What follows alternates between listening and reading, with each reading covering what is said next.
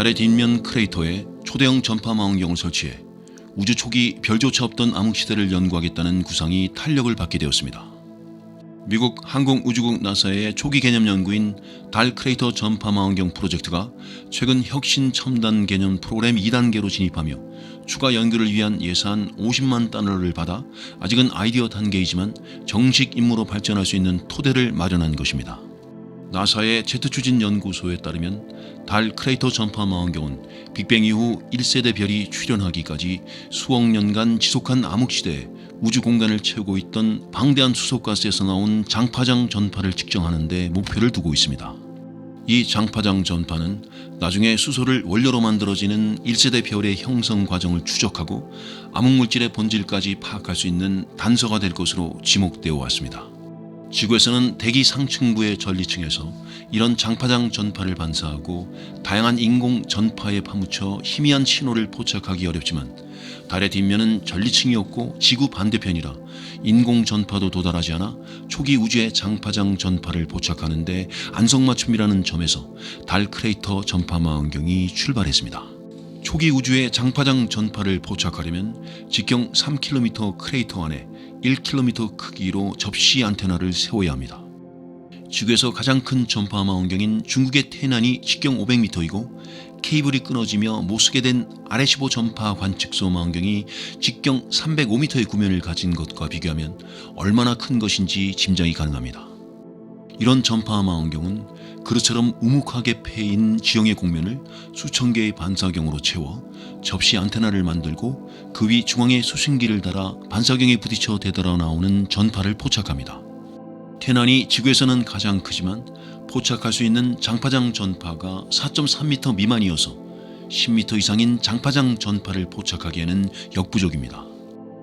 나사의 제트추진 연구소 로봇공학자 반디 오파드 흐야이 박사가 이끄는 달 크레이터 전파 망원경 프로젝트 연구팀은 지금까지 연구되어 온 전파 망원경은 건설에 너무 많은 자원이 투입되고 복잡했던 점을 고려해 이를 최대한 단순화한 접근법을 마련했습니다. 달에 수천 개의 무거운 반사경을 가져가 설치하는 대신 가는 철사로 된 철망으로 대체하고 로봇을 투입해 건설하는 방안을 연구 중입니다. 이럴 경우 우주선 한 대에는 철망, 다른 한 대에는 로봇을 싣고 가 수일에서 수주만의 대형 전파 망원경을 건설할 수 있다고 합니다. 제트추진 연구소에서 개발 중인 개념 로봇 두 악셀이 활용되는데 차축이 각각 한 개씩인 두 대의 로봇가 서로 분리된 뒤 줄로 연결되어 하나는 크레이터 가장자리에서 고정되어 역할을 하고 다른 하나는 크레이터를 옮겨 다니며 철망을 매다는 작업을 하게 됩니다. 연구팀은 혁신 첨단 개념 프로그램 2단계 연구비를 활용해 크레이터에 설치할 전파 망원경의 성능을 구체화하고 망원경 건설을 위한 다양한 접근법과 이 과정에서 당면하게 될 도전 등을 세부적으로 파악하는 연구를 진행하게 됩니다. 가장 큰 과제 중 하나는 전파 망원경 반사경으로 활용할 철망을 디자인하는 것으로 포물선 형태와 정확한 간격을 유지하려면 철망이 강하면서도 유연해야 하며 한 번에 수송할 수 있을 만큼 가벼워야 하는 조건을 충족해야 합니다. 특히 영하 173도까지 떨어졌다가 127도까지 오르는 달 표면의 기온에도 뒤틀리거나 끊어지지 않을 정도로 강하게 제작할 방안을 찾아야 합니다. 이와 함께 두 악셀 로버를 완전 자동화할지 아니면 인간이 조종할지를 결정하고 전파 망원경 건설을 위해 다른 기술이 필요한지 등도 파악해야 합니다.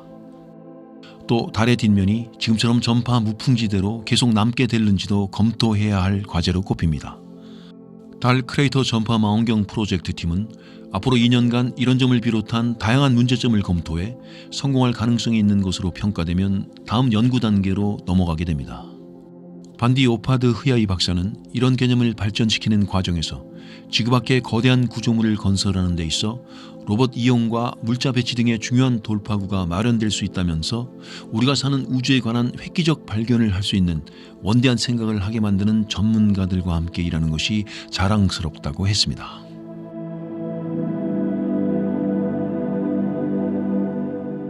우주에서 14개월 숙성한 이 세상 단 한 병뿐인 와인 샤토 페툴리스 2000의 가격은 과연 얼마나 될까요?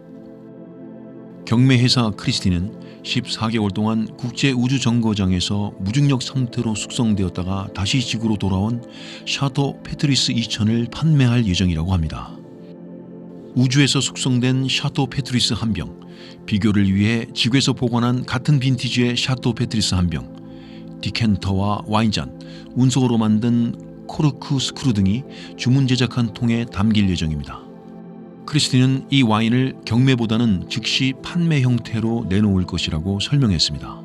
크리스티의 와인과 증류주 국제부문 담당자인 트립트리는 와인의 판매가가 100만 달러, 우리 돈 약 11억 2천만 원에 달할 것으로 내다보았습니다. 그는 이미 많은 문의가 들어오고 있다면서 이 와인은 우주 역사를 가진 매우 특별한 것이라고 강조했습니다. 이 와인은 룩셈부르크 스타트업 스페이스 카고 언리미티드가 2019년 11월 농업 연구를 목적으로 민간 우주 탐사 업체 스페이스 X의 화물선 카고 드래곤에 실어 보낸 12병의 와인 중 한 병입니다.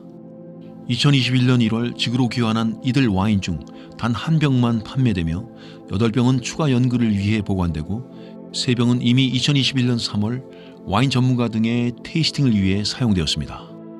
당시 테이스팅에 참여한 와인 전문가 제인 앤스는 우주 와인의 중심부 색깔은 뚜렷하지만 가장자리는 벽돌색을 띠고 지구의 와인보다 조금 더 숙성되었고 타닌이 더 부드러우며 꽃향기가 조금 더 나는 경향이 있다고 말했습니다. 이어 우주 와인은 숙성기간이 2-3년 더 지난 것처럼 느껴진다면서 만약 오늘 밤 당장 와인을 먹어야 한다면 우주 와인이 좀 더 나을 것이라고 말했습니다. 스페이스 카고는 이번 와인 판매 대금을 농업의 변혁을 일으키기 위한 미션 와이즈에 남아있는 우주 실험에 사용할 예정이라고 설명했습니다. 샤토 페트리스는 프랑스 보르도 포무롤 지역에서 메를로 품종으로 만든 와인입니다. 통상 보르도 5대 샤토라 불리는 와인보다도 비싼데 일반적으로 2000년 생산된 제품의 가격은 6,000달러, 우리 돈 약 670만 원 수준입니다.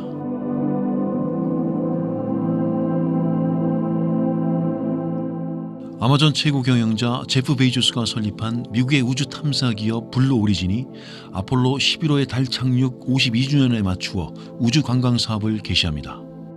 블루 오리진은 민간인 승객을 태운 우주 관광 로켓 뉴 세퍼드를 오는 2021년 7월 20일 발사하기로 했다고 미국 경제 전문 매체 CNBC 방송 등이 보도했습니다. 로켓 발사일은 아폴로 11호가 1969년 7월 20일 인류 최초로 달에 착륙한 뒤 52주년이 되는 날입니다. 뉴 세퍼드 로켓은 최대 6명이 탈 수 있는 유인 캡슐과 부스터로 구성됩니다.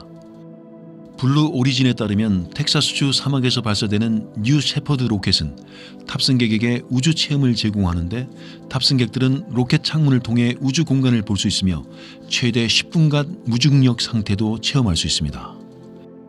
이 로켓은 시험 비행에서 고도 1,000km 이상 날아올랐습니다. 블루 오리진은 유인 캡슐의 자석 1석은 온라인 경매를 통해 일반인에게 판매할 예정이고 경매는 6월 12일까지 1차 비공개 입찰, 2차 공개 입찰 형태로 진행된다고 설명했습니다. CNBC 방송은 블루 오리진 경쟁사인 버진 갤럭틱이 현재까지 20만 달러에서 25만 달러, 우리 돈 2억 2천만 원에서 2억 7천만 원 가격으로 승객 600명에게 우주 관광 티켓을 판매했다며 베이조스는 과거 경쟁사와 비슷하게 우주 관광 가격을 책정할 것이라고 밝힌 바 있다고 전했습니다.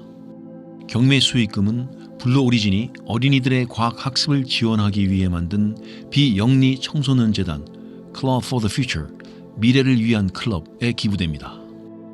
블루 오리진은 나머지 승객에 관해서는 별도 예약을 받아 탑승권을 판매할 것이라고 했습니다. 텍사스주 사막에서 발사되는 뉴 세퍼드 로켓은 시험병에서 지구 대기근과 우주의 경계선인 카르만 라인으로 불리는 고도 100km 이상까지 날아올랐습니다. 재활용 로켓인 뉴 세퍼드의 최고 속도는 음속의 3배에 달합니다. 탑승객들은 캡슐 창문을 통해 우주 공간과 지구를 바라볼 수 있으며 몇 분간 무중력 상태를 체험한 뒤 지상으로 내려옵니다. 부스터와 분리된 유인 캡슐은 낙하산을 펴서 지상에 착륙하게 됩니다. 블루 오리진에 따르면 뉴 세퍼드 탑승객은 나이 18세 이상, 키 5피트에서 6.4피트, 즉 152cm에서 195cm까지, 몸무게는 110파운드에서 223파운드, 즉 49.8kg에서 101.1kg 요건을 충족해야 합니다. 또 1분 30초 이내에 건물 7개 층을 오를 수 있을 만큼 충분한 체력을 가져야 하고 15초 이내에 좌석 안전벨트 잠금을 풀거나 다시 착용할 수 있어야 합니다. 탑승객은 유인 캡슐 출입문을 닫은 뒤에는 최대 1시간 30분 동안 꼼짝하지 않고 머물 수 있어야 하며 캡슐이 지상으로 하강할 때 생기는 최대 5.5G에 달하는 중력 가속도를 견뎌낼 수 있어야 합니다.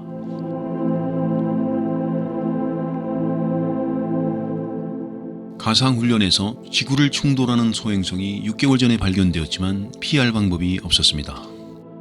지구 충돌 코스의 소행성으로부터 지구를 방어하는 가상훈련이 결국 우주에서 아무런 대처도 못하고 소행성이 동유럽에 떨어져 100km에 걸쳐 대형 핵폭탄급 충격을 가하는 것으로 끝이 났습니다. 현재 기술력으로는 6개월 전에 발견된 소행성을 피할 방법이 없으며 최대한 일찍 발견해 대처할 수밖에 없다는 것이 결론으로 제시되었습니다. 유럽 우주국가 외신에 따르면 지난주 나흘에 걸쳐 온라인상에서 진행된 올해 지구 방어 회의에서는 미국 항공우주국 나사의 제트추진연구소 지구근접천체연구센터가 제시한 시나리오에 맞추어 각국의 우주기관과 관계자들이 소행성 충돌 대처 방안을 논의하는 방식으로 진행되었습니다. 첫날에는 지난 2021년 4월 19일 지구에서 5,630만 킬로미터 떨어진 곳에서 지구 충돌 확률이 5%인 소행성 2021 PDC가 발견되었다는 시나리오만 제시되었습니다. 충돌 예상일은 6개월 뒤인 10월 20일입니다. 지구 근접 소행성 발견 초기에는 천체의 크기를 비롯해 자세한 내용이 확인되지 않는 점을 고려해 제한된 정보를 순차적으로 제공하는 것으로 시나리오를 진행했습니다. 지구 충돌 가능성이 확실해진 것은 올 2일 상황을 가정한 회의 둘째 날로 유럽이나 북아프리카에 떨어지는 것으로 제시되었으며 참가자들 사이에서 우주선을 발사해 중력 충격을 가하거나 이온빔 발사로 소행성 궤도를 바꾸는 등의 다양한 대책이 논의되었습니다. 그러나 지구 충돌까지 5개월여 짧은 기간에 우주선을 준비해 발사하기에는 현재 기술력으로는 시간이 촉박한 것으로 결론이 났습니다. 이어 회의 셋째 날에는 6월 30일 상황으로 충돌 지역이 동유럽으로 좁혀지고 넷째 날에는 충돌 일주일을 남긴 상황에서 소행성이 독일과 체코, 오스트리아 접경에 떨어질 확률이 99%로 대형 핵폭탄의 충격을 줄 것이라는 시나리오가 제시되었습니다. 이 단계에서 할 수 있는 것은 충돌 예상 지역에서 주민들을 대피시키는 것밖에 없었습니다. 그러나 2021 PDC가 태양 근처를 지나간 2014년에 지구 근접 천체를 더 잘 관측할 수 있는 고성능 첨단 망원경이 배치되어 있었다면, 이를 포착해 지구 충돌에 대비할 수 있는 충분한 시간을 가졌다면 결과가 달라졌을 수도 있는 것으로 지적되었습니다. 이 기간에 소행성 탐사 우주선을 보내 2021 PDC의 크기와 구성 성분 등을 파악하고 충돌체로 약간만 충격을 가해도 지구 충돌 궤도에서 벗어나게 할 수도 있다는 것입니다.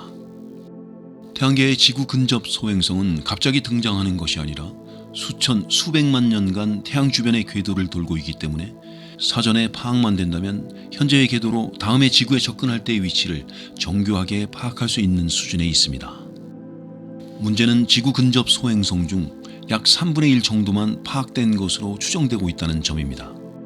다행히 6,500만 년 전 공룡 대멸종을 가져온 것과 같은 지구 근접 대형 소행성은 사실상 거의 다 확인된 상태이나 크기가 작은 소행성은 포착하기 어려워 2021 PDC처럼 뒤늦게 발견되어 지구를 위협할 수 있는 가능성이 상존합니다.